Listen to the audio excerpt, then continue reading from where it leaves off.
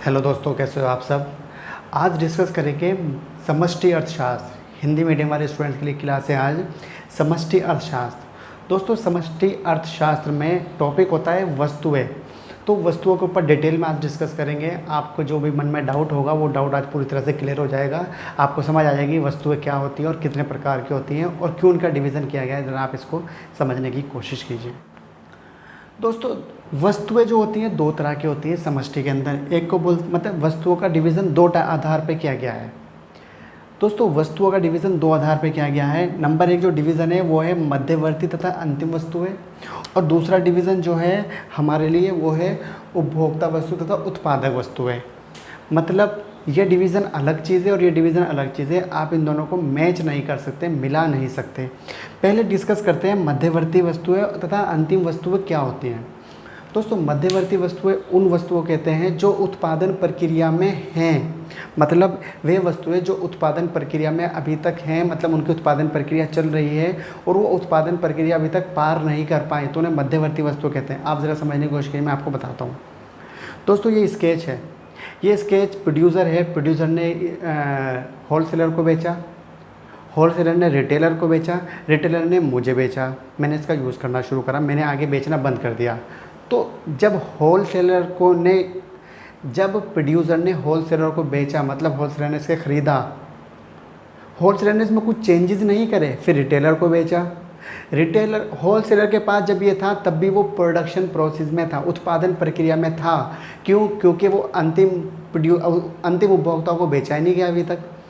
तो जब ये रिटेलर ने ख़रीदा तब भी उत्पादन प्रक्रिया में था, और जब मैंने ख़रीदा तो ये उत्पादन प्रक्रिया से बाहर आ गया। अब मैं इसका अंतिम उपभोक्ता बन गया। मूल्य वृद्धि को उत्पादन प्रक्रिया बोलते हैं। मूल्य वृद्धि क्या होता है? देखो, जब होलसेलर ने ख़रीदा इसको 20 रुपये का, होलसेलर ने रिटेलर को बेचा 25 का, रिटेलर ने मुझे बेचा 30 रुपये का, तो इन सब ने भी इसमें ना मूल्य वृद्धि करी है, मतलब इसकी कीमतें बढ़ाई हैं। तो मूल्य वृद्धि भी उत्पादन कहलाता है, याद रखना। उत्पादन बनाना तो उत्पादन है ही, मूल्य वृद्धि भी उत्पादन कहलाएगा। ज़रा समझने की कोशिश करना दोबारा से।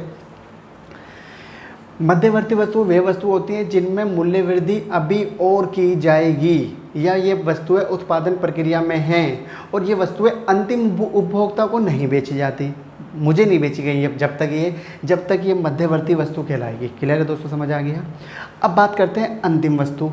अंतिम वस्तु वे वस्तुएं होती हैं जो मूल्य वृद्धि प्रक्रिया पार कर चुकी हैं, अर्थात उत्पादन प्रक्रिया पार कर चुकी हैं और अंतिम उपभोक्ताओं को बेची जाएगी। जैसे इसके मुझे बेचना, तो ये अंतिम वस्तु है। दोस्तों, ख़रीदार पे डिपेंड करता है। समझने की कोशिश करेंगे एग्जांपल से। दूध आप लोग खरीद के लेके आते हो तो वो अंतिम वस्तु है, क्योंकि आप अंतिम उपभोक्ता हो, आप उसे उपभोग करोगे। मगर जब दूध हलवाई ख़रीद के लेके आता है, हलवाई उसकी मिठाई बनाता है या चाय बनाता है, तो वो मध्यवर्ती वस्तु हो गई, क्योंकि उसका रीसेल होगा, मतलब उसकी दोबारा बिक्री होगी, वो उत्पादन प्रक्रिया में है। क्लियर, समझ आ गया। अब मैं दोनों में थोड़ा डिफरेंसेस करता हूँ, थोड़ा डिफरेंस समझने की कोशिश करना। मध्यवर्ती वस्तु समझते हैं पहले। मध्यवर्ती वस्तु वे वस्तु होती है जो उत्पादन प्रक्रिया में है। अंतिम वस्तु वे होती है जो उत्पादन प्रक्रिया पार कर चुकी है। ठीक है। दूसरा, इसमें अभी और मूल्य वृद्धि की जाएगी। इसमें मूल्य वृद्धि हो चुकी है, अब कोई मूल्य वृद्धि नहीं की जाएगी। दो डिफरेंस। तीसरा डिफरेंस समझने की कोशिश करना, ये अंतिम उपभोक्ताओं को नहीं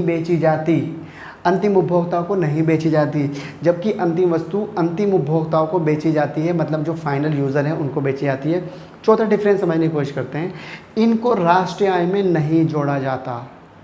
इनको नेशनल इनकम में, जब नेशनल इनकम कैलकुलेट करते हैं, नहीं जोड़ा जाता, जबकि इनको राष्ट्रीय आय में जोड़ा जाता है। क्यों? समझने की कोशिश करते हैं। दोस्तों, जब इसे होलसेलर ने ख़रीदा 10 रुपये का, 20 रुपये का, फिर रिटेलर ने ख़रीदा 25 का, फिर मैंने ख़रीदा 30 का। अगर होलसेलर के 20 रुपये इसको काउंट कर लें नेशनल इनकम में, रिटेलर के 25 काउंट कर लें, मेरे 30 काउंट कर लें, तो उसकी 3 बार काउंटिंग हो गई। मतलब जब 2 बार या 3 बार या 4 बार काउंटिंग से बचना है आपको, तो केवल अंतिम वस्तुओं को शामिल करो, मध्यवर्ती को शामिल ना करना।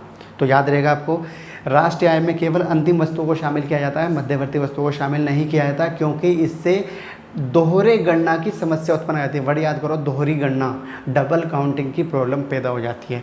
क्लियर है दोस्तों, समझ आ गया आपको दोनों? इनमें डिफरेंस भी समझ आ गया, अच्छे से याद कर लेना आप ये। अब दोस्तों इधर चलते हैं, जो है उपभोक्ता वस्तु तथा उत्पादक वस्तु। उपभोक्ता वस्तु वो होती है जो उपभोक्ता खरीदता है, खरीदने के बाद यूज़ करता है, अपने लिए खरीदता है, अपनी फैमिली के लिए खरीदता है, वो उपभोक्ता वस्तु हो गई।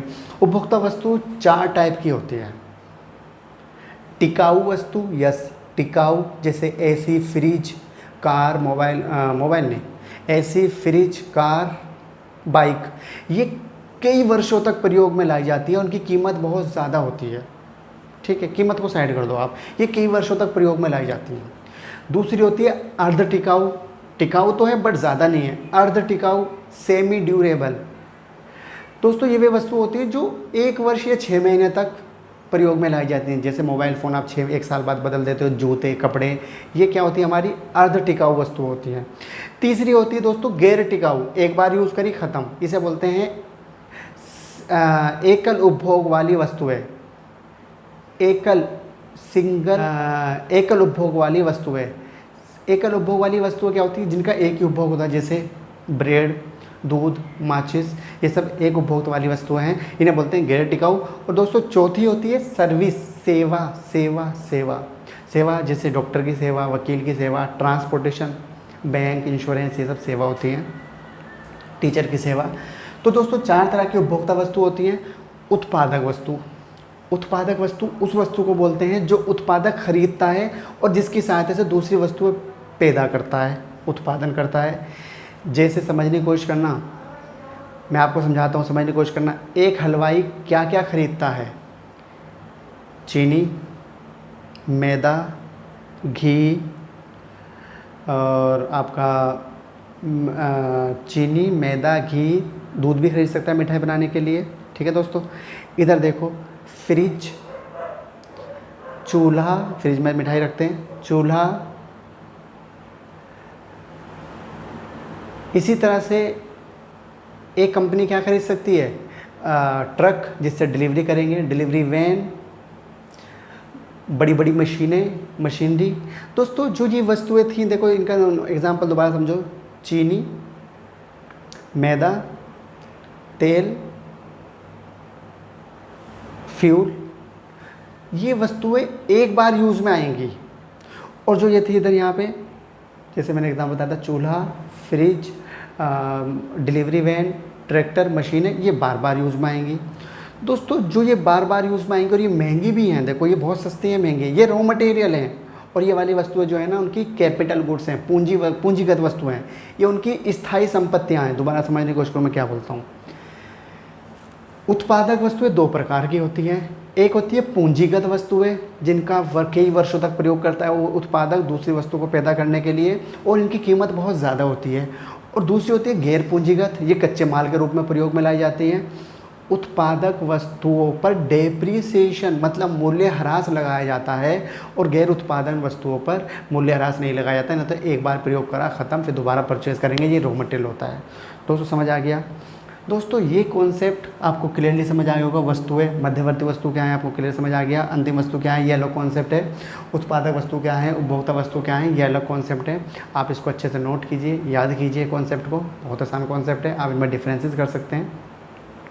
आज की इस वीडियो में इतना ही, फिर से जल्दी किसी नए टॉपिक के साथ। Bye bye.